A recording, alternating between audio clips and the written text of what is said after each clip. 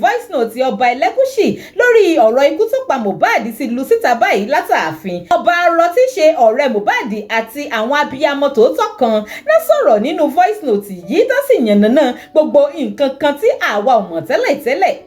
Voice note ọ̀hún kún fọ́fọ́ o, màá sì fẹ́ kí gbogbo ẹ̀yin èèyàn wa kẹ́ ẹ farabalẹ̀ kẹ́ ẹ gbọ́ gbogbo nǹkan tí wọ́n sọ nínú ẹ̀ kí n tó wá máa gbé voice note ọ̀hún wọlé. Digi Naija television lọ ìbalẹ̀ sí ìtẹ́ tí ń wò mí tẹ́ tí ń gbọ́ mi ní dédé àsìkò yìí. Ẹ káàárọ̀, ẹ káàsán, ẹ káalẹ́ ní gbogbo tí ẹ bá ti ń wò mí.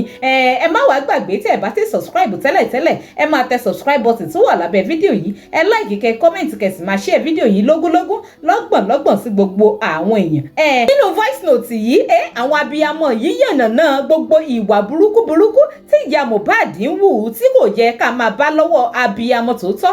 Kódà wọ́n tún yànnàná àwọn àṣìṣe kọ̀ọ̀kan tí bàbá Mohbad náà ṣe lórí ọ̀rọ̀ yìí lásìkò tí Mohbad ń bẹ láyé. Ẹ jẹ́ ń gbé voice note ọ̀hún wọlé báyìí ká jọjọ gbọ́ àlàyé lẹ́kùnrẹ́rẹ́. Bàbá Mohbad yá kíyẹ́kíyẹ́, bàbá Mohbad yá kíyẹ́kíyẹ́, akíyẹ́kíyẹ́ àjẹpẹ́ ayé, akíyẹ́kíyẹ́ àjẹpẹ́ ayé. Ọba everybody pátá, Ọba Elegushi ló dájà sílẹ̀, Ọba Elegushi ló ó dọ́mọdún mẹ́ta oyin yọrin, ó dọ́mọdún mẹ́rin oyin oṣù máa dẹ́rùn ọmọ bòbò tó dúró, ó yìí máa dẹ́rùn ọlọ́jà kó tó dúró bóyá. Ọba Elegushi ètùtù ẹ̀yìn yẹn. Ọba Elegushi bá dẹ́rùn ọlọ́jà kò lè bọ́nú ẹ̀.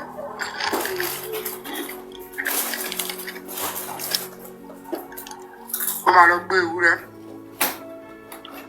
tó máa gbé lọ àárín ọjà tó máa lọ bá sí. Àtòun àti Wunmi àti Spendi àti Darusha gbogbo wọn ló máa fojú balẹ̀ ẹjọ́, gbogbo wọn ló máa ṣẹ̀wọ̀n, gbogbo wọn ló máa rẹ́wọ̀n fún ajé ń gbọ́ ọlọ́mọ àmúwa. Màá pẹ̀lẹ́ tó máa ẹ wo láti last week lọ wọ́n ti ṣòfò ayé. Láti next week lọ wọ́n ti ṣòfò ayé tí wọ́n ti tán. Mo ò ní fún wọn nísinmi. Tó bá di next week lọ tí wọ́n ti ṣòfò. Ẹ máa mẹ́rin tó ń jọba àrọ ẹ fọkànbalẹ̀. Ẹ máa mọ̀ bó jura wọn lọ. Ẹni tó ń jọba àrọ tó bá di next week ẹ máa mọ̀. Wọ́n máa sọ́bà, wọ́n á ké.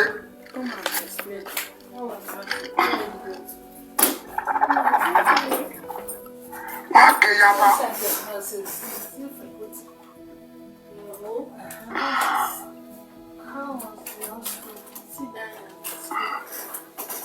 Ọ̀gán sọ, ó ní pé that woman, ó ní pé she wakes up in the morning, she will do this, she will do that. Go and read Proverbs 30:31. Chapter 30 and 31. Kẹ́wọ́ nǹkan tí Bíbélì sọ nípa obìnrin. Ó ní ọkọ ẹ̀ kàn máa jókòó, ó máa make sure wípé a máa post my wife is this, my wife is that. Tóbi tí lè bá rójú tó ráyè obìnrin ló ráyè nínú ibẹ̀. It is not the men's duty. So what are we saying? It is not thank you Fọlákẹ́. So it is not a matter of pé kíní. Bẹ́ẹ̀ni obìnrin tó bá ṣiṣẹ́ ọmọ ó máa jèrè ẹ̀. Kì wá ṣe wípé kò máa poison mind ọmọ against the father. It is not right. It is not. A ti mọ̀ pé àwọn ọkùnrin àwọn kan wà ńbẹ̀ tí wọn ò ní ìbẹ̀rù Ọlọ́run, ẹ jẹ́ kán máa bá ti wọn lọ. Ṣùgbọ́n gbà tó bá wá yá, tó bá wá di wípé tòun nira ìwọ kó àwọn ọmọ, má dẹ̀ bá àwọn ọmọ jẹ́, má bà bàbá jẹ́ lójú ọmọ. Torí pé obìnrin ló ní èrè yẹn. At the end of the day. Àwa la lèrè o. Àwa la ní.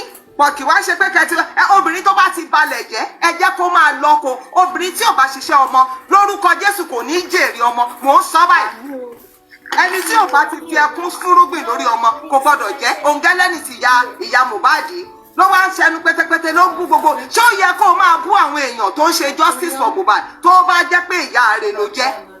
Láàárọ̀ ṣe ló yẹ kó jókòó sórí social media kó máa sọ pé yéè mo dúpẹ́ lọ́wọ́ gbogbo ẹ̀yin ìyá. Ṣé kò rí ìyá Timothy ni? Obìnrin yẹn ò wọṣọ, kò wọṣọ, ojoojúmọ́ ló máa pariwo ẹ bá mi wọ́mọ mi o. Tó bá jẹ́ pé ìyá Mohbad náà ṣe bẹ́ẹ̀ ebi ò lè pa tó fi máa kú.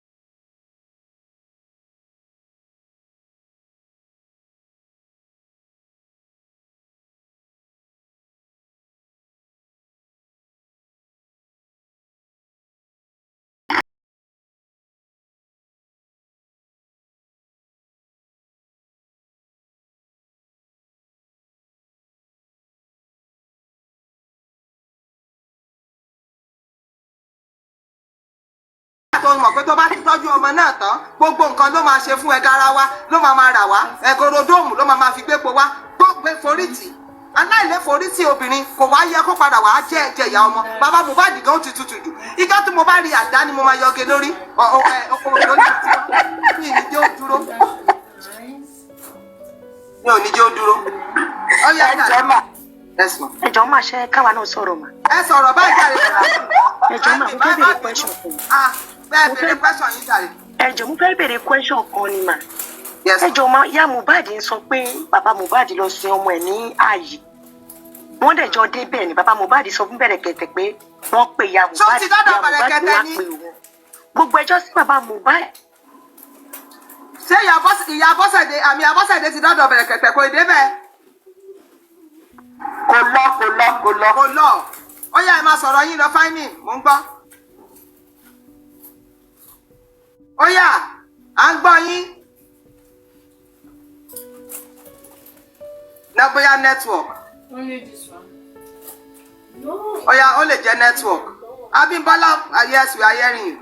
Fine. Yes ma ṣẹ́rí ma nǹkan tí mo fẹ́ sọ ma ṣẹ́rí ṣe mọ̀ pé ìsìn ma there are some women ṣe pé even they are still married to that man but wọ́n ń ṣe nǹkan kan they don't do anything it's the husband that does everything ma ṣó ti yẹ sọ àwọn obìnrin kan wà tó yẹ pé bí ayé wọn ṣe rí nìyẹn they are not they are even with the husbands ma but they don't do anything. Apart from my husband must do this, my husband must do that, the children go and meet your father, go and meet your father.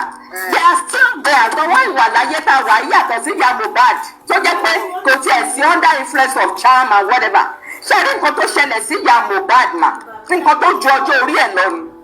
Ṣé ti yé yín? Ó dẹ̀ mọ̀ pé òun ò lẹ́nu ọ̀rọ̀ lọ́dọ̀ Cynthia. Kò lẹ́nu ọ̀rọ̀. That lady has been in control of her life right from the day she met her. God bless you. Ṣé ti yẹ yín sì mà? Nǹkan tí bẹ̀rẹ̀ sí ní jẹ́ nítorí wọ́n really were hard working. She's a woman that can't stand on her own. So lady yẹn ti take advantage of that from the onset. Kọ́rọ̀ Mohbad pé wọ́n ti ẹ̀fẹ́ pa ṣẹlẹ̀ mà. So ń pàtẹ́lẹ̀ wá ṣẹlẹ̀ wọn kò mú àwọn bírè kó sọ nǹkan kan because kò lẹ́nu ọ̀rọ̀ from day one. So ti yẹ yín mọ̀ that is the problem with ìyá Mohbad and the fact that wọ́n sọ pé ṣé rí gbogbo ẹ̀yin tẹ̀ wá bí kíní ìṣẹ̀lẹ̀ tí wọ́n bá gbọ́ anything lẹ́nu yín ẹ máa lọ fún ni so ọ̀rọ̀ yẹn ti wà ńlẹ̀ láti ọjọ́ tó ti pa Mohbad so kò sí ẹni tó lè gbé Cynthia lẹ́nu mà that is nǹkan tó ń ṣẹlẹ̀ gan nìyẹn ó ti sọ fún pé anybody inú yín tẹ́ bá sọ ha you are going tó gbogbo wọn ti mọ nǹkan tó lè ṣẹlẹ̀ sí wọn tó bá mess up. That is the problem. So the issue of ìyá Mohbad that's a gbàdúrà fún Ọlọ́run ọba dákẹ́dájọ́ máa dá for each and every one of them. Èyí tó bá ṣe dáadáa jèrè ẹ̀ but for all of them that are involved in this matter ma wọ́n pàtó àbámọ̀ sẹ́nu lọ́jọ́ ayé wọn ni kò sí pé kí wọ́n lè bọ́ ń bẹ̀ mà.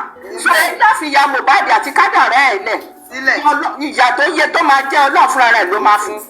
Tó ti yé yín so nǹkan tí mo fẹ́ sọ nìyẹn mà lẹ́nu obìnrin tó yẹ pé wọ́n ń tọ́jú ọmọ tó máa ti gbogbo ẹ̀ sọ́kọ́ kan change káwọn náà ṣiṣẹ́ kan ti assist ọkùnrin yẹn kan má pa á sáyé.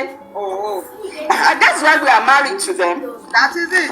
Yeah, we are married so we must assist them where it's necessary. àwọn ọ̀rọ̀ àwọn ọkùnrin bẹ́ẹ̀ yẹn nílùú òyìnbó ẹjọ́ ẹ ṣàánú wa o. wọ́n ìwà Nàìjíríà bí tí àwọn ohun ṣe nǹkan kan they don't do anything ọkùnrin ọkọ mi ní gbogbo ẹ̀ ọkọ mi must do this ọkọ mi must do that. àwọn obìnrin là ń ṣèṣe ọkùnrin nílùú òyìnbó. Yes ma nǹkan táwọn gbọ́ nìyẹn.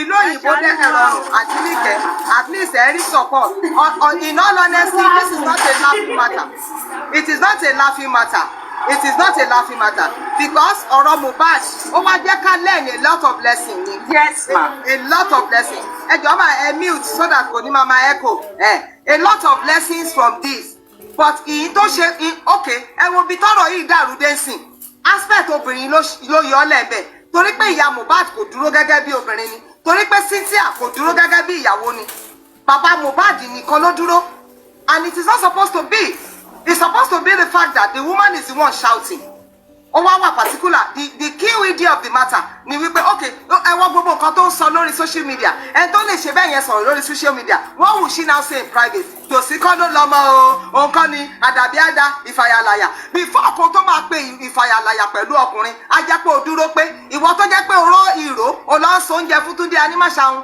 ṣé ò tí ì jẹ̀bi and that is how some women are.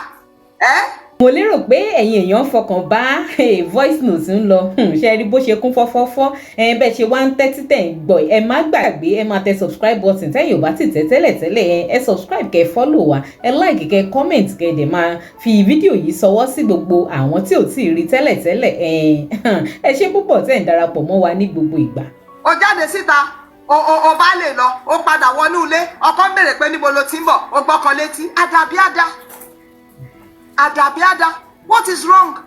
Is that how it is supposed to be done? The Bible says, God, Jesus Christ is the head of the home, and man is the head of the woman. I already told you. Tí ìgbéyàwó ò bá rọ̀ ẹ́ lọ́rùn, please separate. Be separated for your own peace sake. But make sure that your children are with you, and they will be taught of the Lord by you. Wàá lè gbàdúrà. After all, ẹlòmíì, my boss, I have a boss who wedded in 1995. 6 years after, ọkọ wọn kú, she has 3 boys from that marriage, twins and a junior one, tó ń jẹ́ Ìdòwú. The woman has built more than 3 schools and she has her own house and she has never remarried and no man touched her. She remained a widow like that. Who amongst the women can do that? Nǹkan tó yẹ ká ẹ ṣe nìyẹn mẹ́. Do you understand? Women at this present generation, you are always shifting blame and taking things that you are not supposed to.